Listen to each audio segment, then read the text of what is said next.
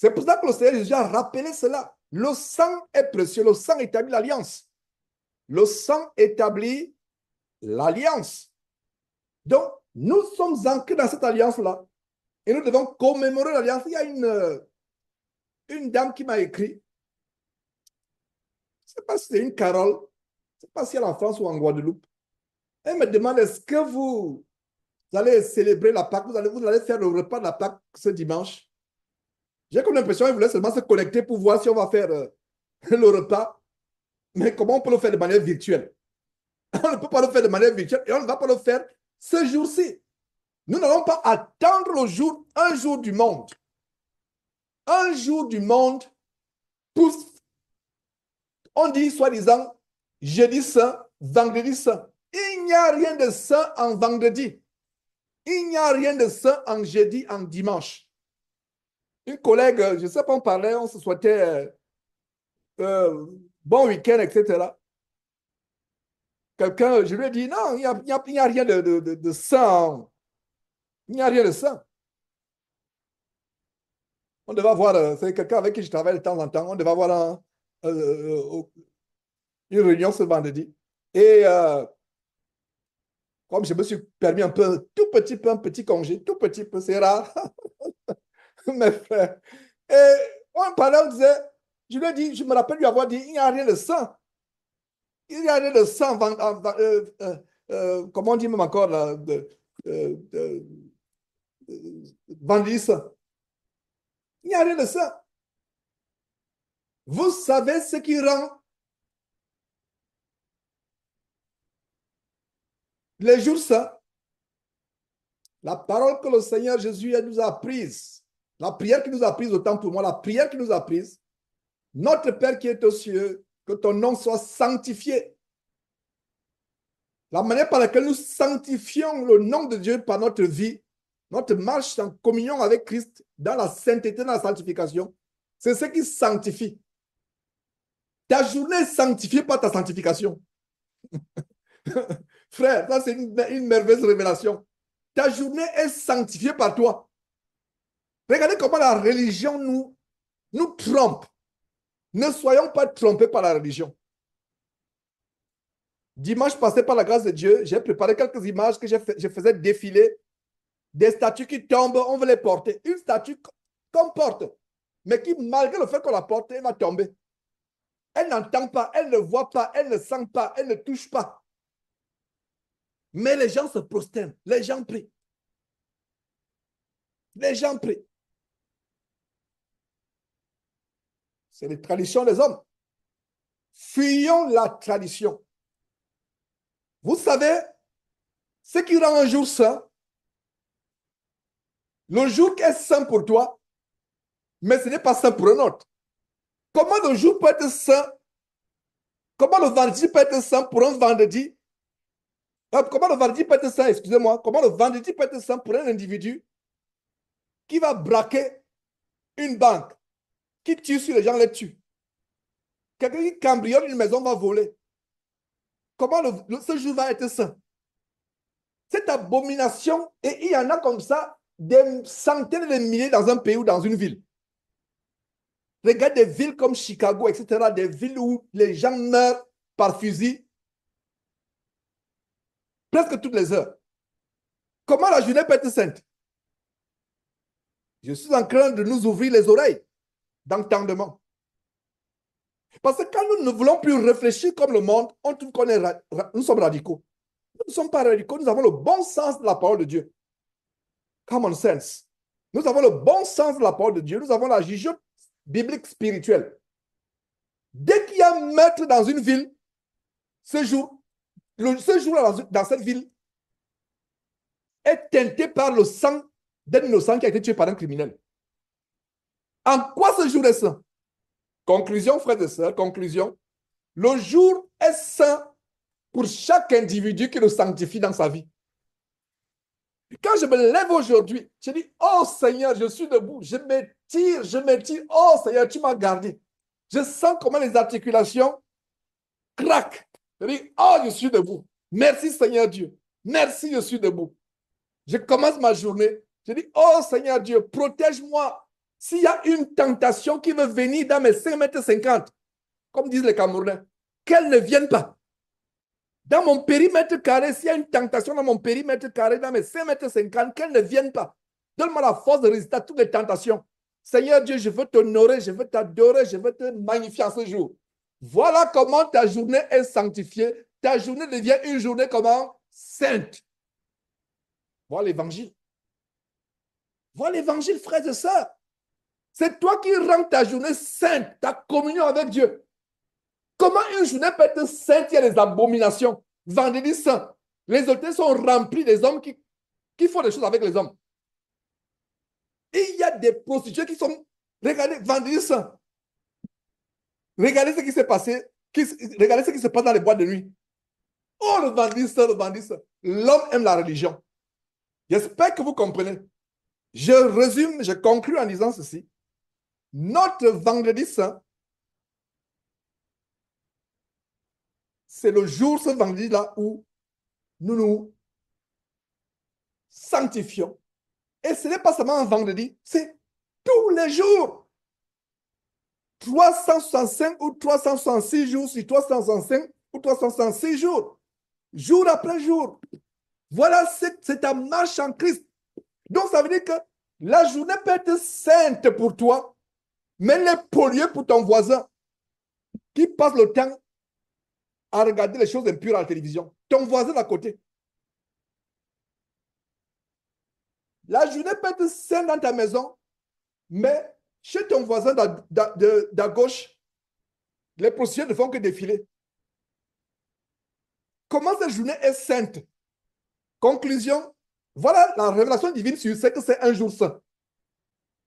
Le jour saint, ce n'est pas un jour qui est saint généralement parlant. Le jour saint, c'est chacun qui sanctifie sa journée. Dès que, avant même que le pied touche le sol, vous avez déjà remis la journée à Dieu. Vous faites un effort de marcher en communion avec Dieu. Dès qu'il y a une mauvaise pensée qui arrive, qui tente même d'arriver, tu la chasses au nom de Jésus-Christ. Tu chantes les cantiques, tu loues Dieu, tu médites la parole de Dieu. Tu t'es levé à 5 heures du matin. Quand tu termines cette journée à 22 heures comme cela, dans la joie, dans la paix, dans la communion avec Dieu, voilà ce que c'est un jour saint. Voilà ce que c'est un jour saint. Voilà la vérité. Donc, sortons des Facebookers, aréopagistes. J'espère que vous m'écoutez. J'espère que vous m'écoutez. Vendredi saint, jeudi saint, dimanche saint. Il n'y a rien de ça. Des abominations. Allez un peu. Sortez. Vous qui êtes à Kingelo, au Gabon, vous qui êtes à Newbel, c'est dimanche, sortez et vous allez me dire que c'est un jour saint. Les ivrognes sont dans les bars. Qu'est-ce qu'il y a ça dans ce monde? Il n'y a rien de saint dans ce monde. La sainteté maintenant, c'est chacun dans sa relation avec Dieu. Et c'est encore merveilleux, ça s'étend sur une famille qui vit sous le même toit. Tous ceux qui sont sous ce toit sont dans cette sanctification. Voilà une journée sainte pour cette famille. Si vous n'avez pas de famille, voilà une journée sainte pour toi, ma soeur, mon frère. Que Dieu soit loué pour ces révélations sur ce que c'est une journée sainte. Et cette journée, c'est tous les jours parce qu'on ne sait pas quand est-ce que Jésus reviendra. On ne sait pas. Souvenez-vous de la parabole des 10 vierges au chapitre 25 de Matthieu. 5 qui étaient folles, 5 qui étaient sages. Et quand vous lisez le récit, je ne vais pas le lire, j'ai enseigné plusieurs fois là-dessus. Quand vous lisez le récit de Matthieu chapitre 25, les folles sont comment? Sont vierges. Ça veut dire que les filles aujourd'hui déviergées, je ne sais pas comment on va les appeler, mais détendez-vous, jeunes filles.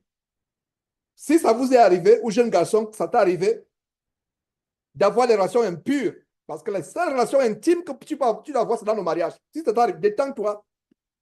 Demande pardon à Dieu.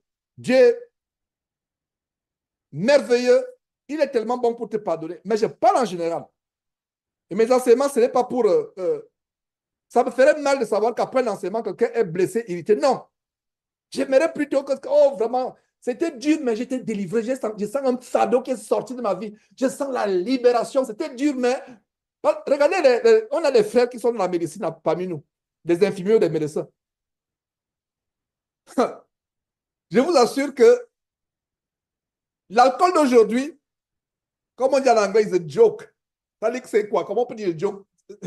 L'alcool d'aujourd'hui. Nous, quand on réalise, l'alcool était. Non, c'était un alcool barbare. Donc, quand tu sors avec, je suis allé jouer dans la cour, je vois le frère Dominique avec le sourire. Dominique est dans le domaine médical du Congo du Togo. Frère Dominique, l'alcool d'aujourd'hui, voilà, c'est un amusement, un joke. L'alcool d'aujourd'hui, c'est comme si c'est de l'eau. Mais quand nous, on était petits, l'alcool, quand tu mets ça, tu te mets à danser dans la cour, tu sors, tu danses. C'est un alcool. C'est. Ah, ah, quand, je ne sais pas, un des enfants, Dad, I got hurt, I got hurt. Je me suis fait mal. Il vient avec des gratignures. Tu essaies de mettre, bon, déjà, même on ne met pas l'alcool, mais soit l'huile d'olive, soit l'huile. Castor oil, c'est encore quoi? L'huile de ricin. Voilà. Soit on met cela et bon. Mais si on mettait l'alcool aujourd'hui, ce n'est rien. L'alcool, hein, même quand tu vas, par exemple, je ne sais pas, l'alcool, mais l'alcool. Donc pourquoi je prends l'exemple de l'alcool? Ça fait mal. L'enfant vient avec une égratignure, c'est égratignure. Pour désinfecter, tu mets un peu d'alcool. Il sautille, ça fait mal. Qu'en est-il maintenant quelqu'un qui a un abcès? Il faut percer l'abcès.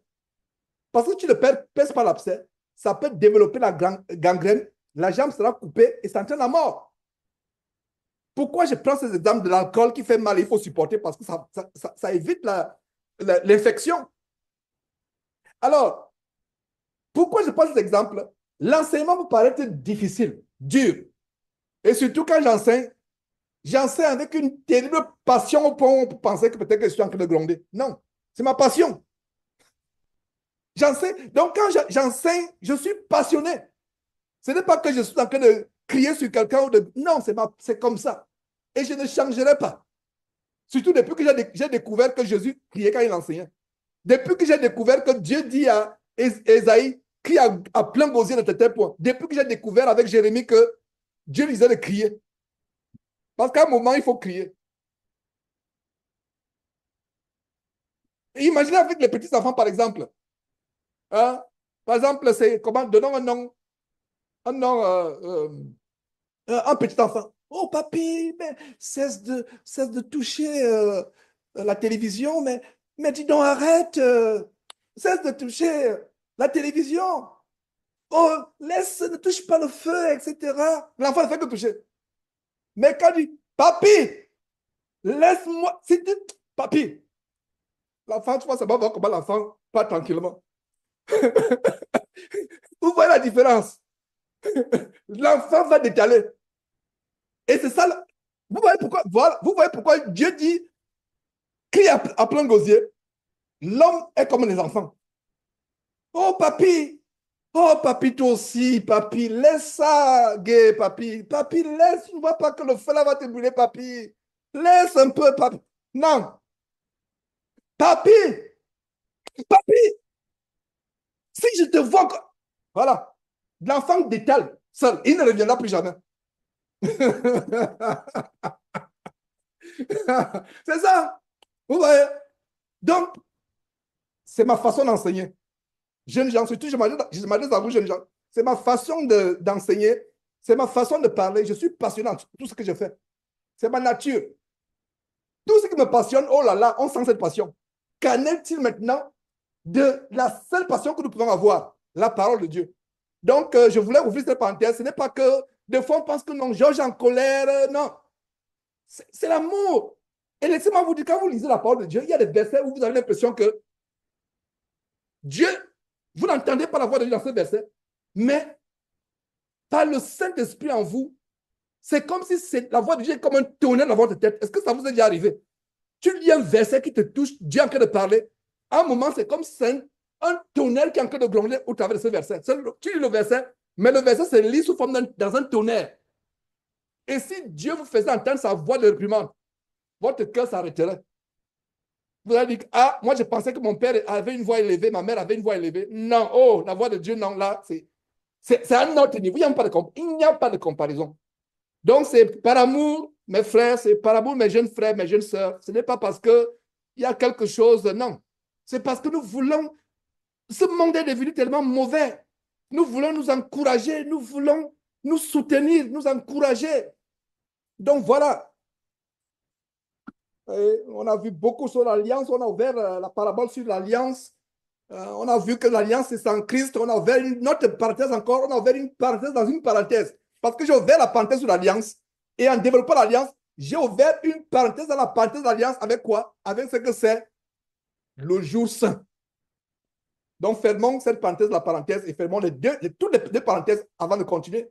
Donc, le jour saint, en conclusion, c'est nous qui le sanctifions. Et la manière par laquelle on commence par le sanctifier, en faisant cette prière, que ton nom soit sanctifié dans ma vie en ce jour. Ça veut dire quoi? C'est une journée de sanctification de marche.